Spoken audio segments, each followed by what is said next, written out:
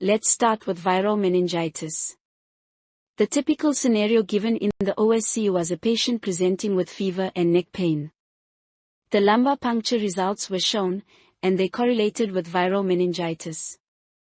When you get this scenario in the OSCE, the examiner usually wants supportive investigations and your management. Investigations to consider. So besides CSF analysis, other useful investigations include a CT scan if there's any concern for raised intracranial pressure, and a full blood count to assess for systemic infection or bacteremia markers. Management approach. Management in viral meningitis is mainly supportive. This includes managing fever and pain, maintaining fluids and electrolytes, and considering steroids to reduce inflammation. If the case is severe, or if available, you may also send a viral pathogens like influenza, VZV or HSV. This helps guide antiviral therapy. In very severe cases with complications such as hydrocephalus, neurosurgical interventions like shunt placement may be required, but that's not common in simple viral meningitis. Next case, we move into dermatology. The image described in the OSCE showed multiple vesicles on an erythematous base, with some ulceration. This is classic for herpes simplex virus. Non-pharmacological measures. In the OSCE, they asked what you'd the patient. Non-pharmacological advice includes keeping the area clean and dry, encouraging condom use, and advising safe sexual practices. Pharmacological management. Pharmacologically, treatment is typically with acyclovir. NSAIDs like ibuprofen can. Some students reported doxycycline being written as well in the answers, although that's not standard for HSV unless covering for another condition. Follow-up. Follow-up is usually around 6 months, and the test commonly mentioned was an RPR, which screens for syphilis. Co-infections are common. Moving on to a chest X-ray interpretation scenario, something almost guaranteed to show up in the OSCE. Penetration. Regarding penetration, this film was adequately exposed because the vertebrae were just visible behind the heart shadow. Rotation. For rotation, if the spinous processes are equidistant between the medial ends of both clavicles, the film is not rotated, which is the case here. Findings. The key finding was a whiteout of the lower left hemothorax with a meniscus shape. That pattern points toward a pleural effusion. Differentials include pneumonia, TB, malignancy or pulmonary embolism, but in many hpcsa OSCE cases, TB is a common answer depending on the context. Next we get an orthopedic case, distal radial fracture. This is a very common trauma scenario. What is the cause? Classically caused by a fall on an outstretched hand with a pronated forearm. Symptoms. Patients present with pain, swelling and a visible wrist. Diagnosis. Diagnosis is via X-ray of the wrist and forearm, which may show a distal radius fracture with widening of the radioulnar joint. Management. Management may include ORIF depending on the severity, along with analgesia. Complications include compartment syndrome, radial nerve damage causing wrist drop, and malunion. Back to dermatology. Here the lesion was described as an erythematous patch with satellite lesions, often itchy. Central clearing may be associated with scaling and or papules. This is Tinea Corporis, also known as ringworm. Treatment. For singular lesions, nifine 1 to 2 times daily for about 4 weeks works well. Extensive disease.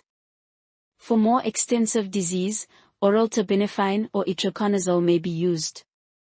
Oral terbinafine is often given at 250 to 500 mg once daily for 2 weeks. Patient. Advise parents not to apply steroids to the rash, keep the area clean and dry, avoid shared towels or clothing, and use loose cotton clothing.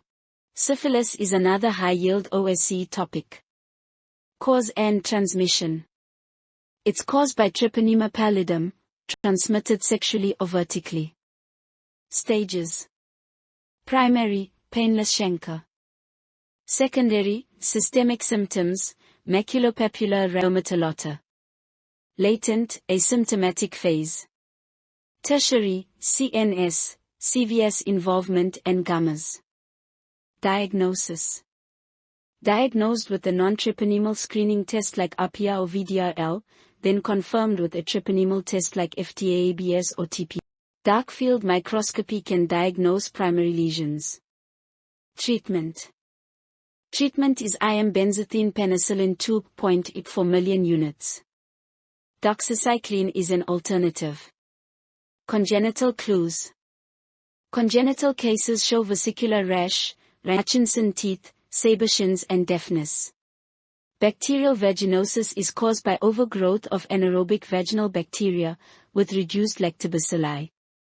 Etiology: not an STD, uncertain etiology, but anything that alters the composition of the vaginal flora or environment of the vagina can be a risk factor, for example, smoking, IUCD.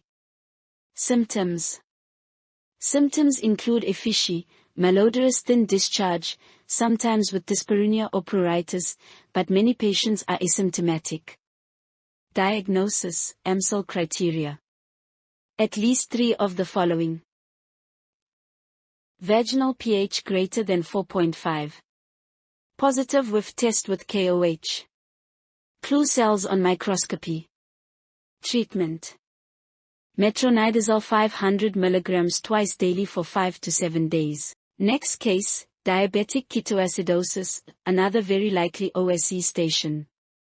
In this case, a 20-year-old patient was described who is a known diabetic that comes to the ER with tachypnea, tachycardia, and hypotension. ABGs were done which showed pH of 7.21, by PAO2 was normal, POCO2 was slightly lower than baseline.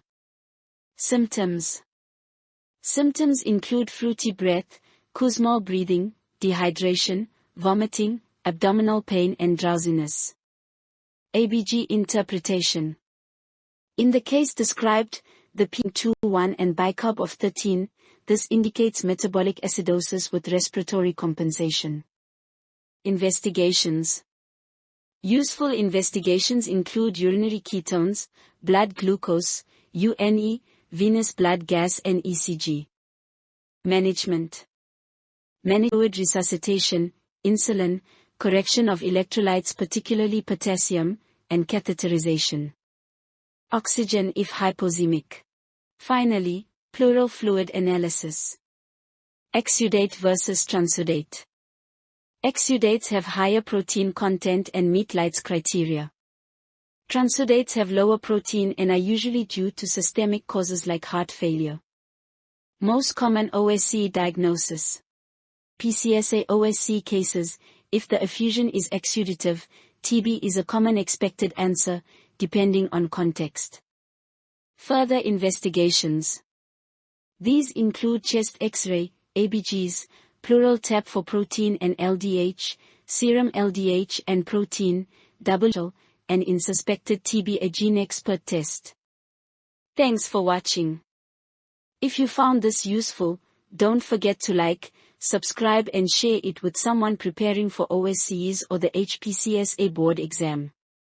Comment below what topics you want covered next, and I'll see you in the next video.